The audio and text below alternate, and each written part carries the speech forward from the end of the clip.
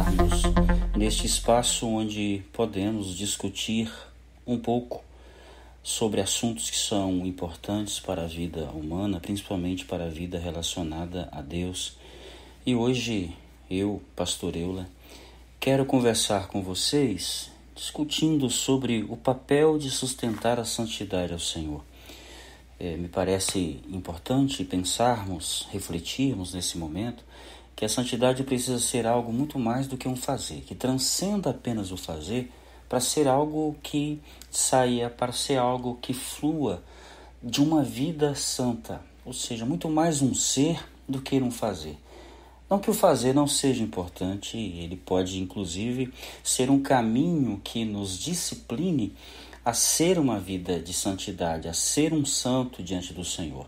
E é importante também que não pensemos numa situação de acima dos outros, porque aí já não estaríamos numa vida de santidade.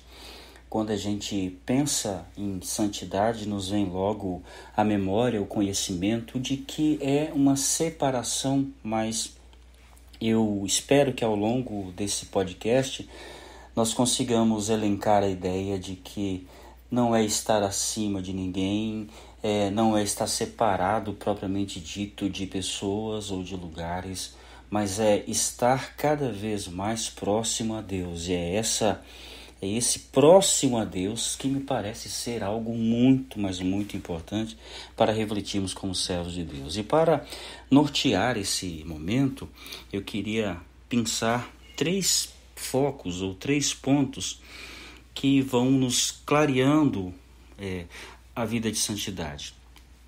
É claro que o assunto é muito extenso, é claro que o assunto é muito profundo, mas esses três pontos podem nos dar um norteamento para aprofundarmos a nossa vida e aprofundarmos a ideia de santidade.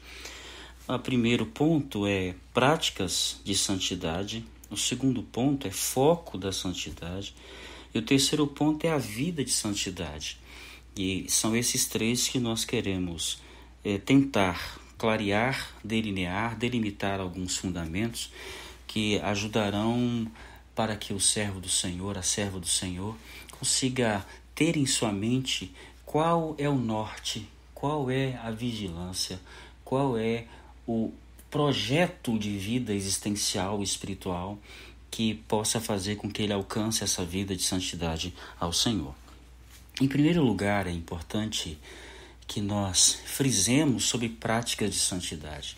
Ela precisa ter um caminho de disciplina do cristão. Esse deve ser o foco.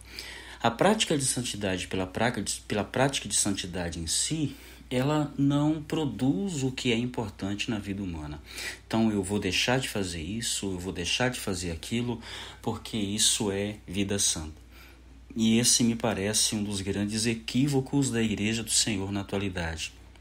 Porque muitas vezes nós não fazemos isso, nós não fazemos aquilo, não temos determinada atitude, mas o nosso coração continua tão sujo, tão desqualificado como servo de Deus, como vida santa de Deus, quanto outra pessoa que ainda não tenha tido uma experiência com Deus. É importante pensarmos nisso.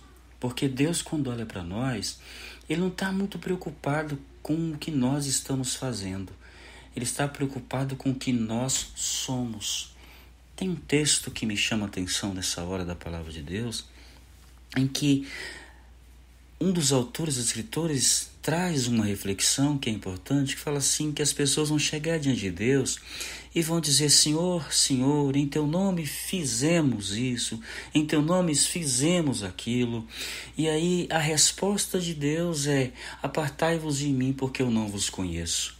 Eu acho tão importante essa palavra conheço, porque ela traz a ideia de uma intimidade tão profunda que faz com que nós sejamos um em Cristo, que faz com que nós encarnemos Cristo de tal forma que Ele olhe para nós e o veja dentro de nós. Então, Deus, quando nos olhar, Ele quer perceber dentro de mim o quão parecido, o quão característico eu sou do Filho dele, que é Jesus Cristo. É por isso que a palavra de Deus vai dizer que sem mim vocês não podem fazer nada. A ideia é algo que parta de Cristo para Deus, mas é aquele Cristo internalizado de tal forma e que eu dei o meu colorido pessoal para essa vida de Cristo em mim. Então não é uma cópia também, não é uma repetição, mas é uma construção da minha relação com Cristo que faz com que aquilo que vá até Deus vá com o colorido meu, mas demonstrando as características de Jesus Cristo na minha vida. Esse é o primeiro ponto importante para a gente pensar sobre práticas. Então, muitas vezes, nós precisamos transcender a ideia de fazer e começarmos a pensar naquilo que eu sou. Tá, eu não faço isso, eu faço aquilo, mas o que realmente eu sou disso? O que realmente eu consegui mudar-me para ser isso? Então, por isso que a prática pela prática em si, como um fim em si mesmo, ela não diz muita coisa para aquele que está buscando caminhar numa vida de santidade. O segundo ponto que vai ajudar é o foco da santidade. Me faz pensar naquele texto que fala: sede santos porque eu sou santo, ou sede santos porque o vosso Deus é santo. E a gente tem essa característica de captar o fazer logo. Então, olha, eu não posso fazer isso porque Deus é santo. Eu não posso dizer isso porque Deus é santo. Mas sede está falando de ser, de nos transformar de tal forma que nós somos aquilo que fazemos, que nós nos transformamos naquilo que nós fazemos. É muito mais, então, do que posturas, é muito mais do que uma cotidianidade de atitudes, de posturas, de liturgias, é muito mais do que isso. É muito mais profundo que isso, é um coadunar com Deus, é um ser igual a Deus, mas é um ser igual a Deus também não como um fim em si mesmo, mas como um objetivo onde a minha vida deixa de ser uma vida de velho homem, uma vida de pecador, para ser uma vida onde o Senhor seja manifesto em mim. E aqui é que está o grande barato para nós pensarmos.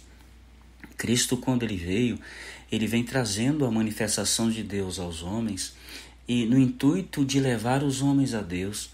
E para isso ele se mantém numa vida santa. A palavra chega a dizer em João 17 que ele se santifica, que ele se sacrifica de tal forma a fim de fazer com que o homem seja impactado pela vida de Deus que era demonstrada pelo seu viver diário, Jesus Cristo, o manifestador da graça de Deus. Ele inclusive ora dizendo: manifestei aos homens o teu nome, manifestei aos homens a tua graça, manifestei aos homens a tua vida. E aí ele pede até para retornar ao Pai, porque a missão dele tinha sido cumprida, embora ele desse a missão dele agora para nós. Então é esse coadunar. Eu preciso sempre pensar se aquilo que eu estou fazendo é produto de uma transformação interior na minha vida, de tal forma que as pessoas percebem que a característica que eu estou revelando, ou que eu estou demonstrando pelo fazer, é própria de mim e não há uma certa hipocrisia. Eu faço, mas eu não sou. Mas há realidade na minha vida e aí eu consigo então ser um santo como Deus é santo. Essa característica é muito importante na nossa vida como homens e mulheres que amam o Senhor. Eu gosto de pensar muito no tabernáculo da Bíblia, porque o tabernáculo, ele, segundo a palavra de Deus, Moisés diz que recebe esse modelo de Deus, esse modelo do céu. Eu gosto da característica do tabernáculo, que é o linho branco, ou seja, a cerca que separava o povo do tabernáculo. E os levitas tinham que ficar em volta cuidando ali para que não se tocassem, porque tinha representação da pureza de Deus, da santidade de Deus. Então, se quisessem estar lá dentro, tinham que entrar e aí passar pelo ritual de sacrifício do animal, para ir estar ou poder ser recebido diante de Deus. Então, esse revestimento de Cristo, quando Cristo fala assim, olha, eu sou a porta, entra em mim, esse revestimento precisa ser mantido na minha vida para que Satanás não consiga mais tocar em mim. Por isso que o foco da santidade é ser igual a Cristo, é ser igual a Deus. Então, o que na minha vida vai sustentar essa proteção de santidade que Cristo traz em mim, de que Cristo me envolve? Então lá no tabernáculo tinha um linho e era sustentado por 60 estacas, e era uma estaca de uma madeira de acácia, que representa a humanidade de Cristo, a humanidade perfeita de Cristo. Em cima tinha uma prata, um suporte de prata, e embaixo tinha uma base de bronze em que essa madeira era fincada nessa base, e ela então sustentava ali. Tinha uma corda que era amarrado nesse suporte de prata e ia até o prego lá embaixo, né, para dar sustentação então a esse ninho branco. Eu fico pensando, o que é que sustenta a santidade na nossa vida? O que é que mantém em pé a vida de santidade? Então, quando eu olho para essa estaca, eu gosto de pensar na simbologia. Eu penso que a simbologia bíblica ela traz algumas coisas importantes, embora possa até haver alguns exageros, mas eu acho importante ali, porque a madeira fala da humanidade perfeita de Cristo, o bronze fala de juízo, né? Esse material bronze sempre está relacionado a julgamentos, as pessoas eram amarradas a grilhões de bronze, e assim por diante. Então, por isso que tem a simbologia de julgamento. E a prata está relacionada a preço.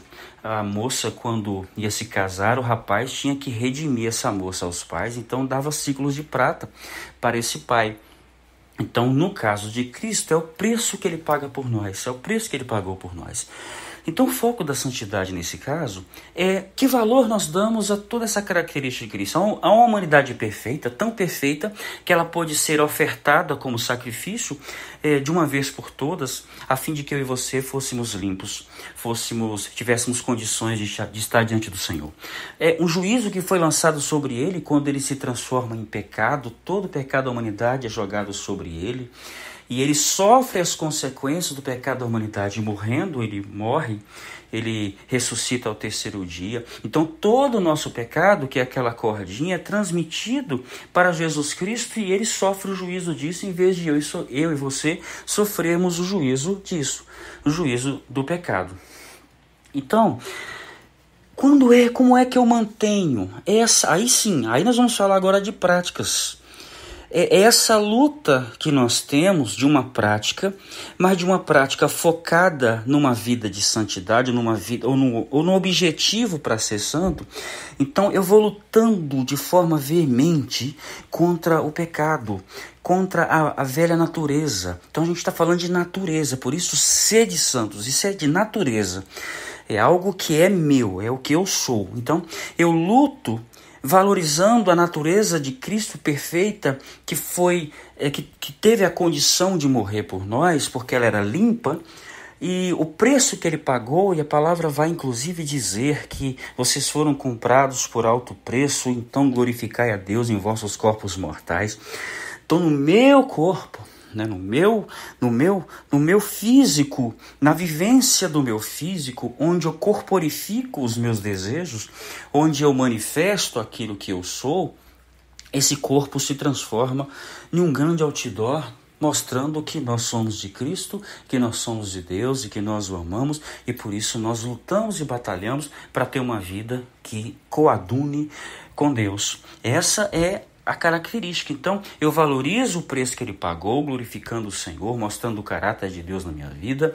Eu valorizo esse corpo perfeito de Cristo que o fez ser o Cordeiro perfeito e que pôde ir para o sacrifício e poder me substituir. E eu valorizo o juízo. Eu não fico cuspindo dizendo, o problema foi seu, não é? Eu nem estou aí para o juízo, não. Eu valorizo isso. Então, cada vez que eu luto contra o velho homem, eu estou valorizando. E cada vez que eu tenho essa postura de valorizar tudo que Cristo fez e tenho práticas para me manter numa vida de santidade até que eu a tenha de forma e direito, eu mantenho a santidade que Cristo trouxe sobre mim, né? O revestimento dele mesmo na minha vida, eu mantenho em pé.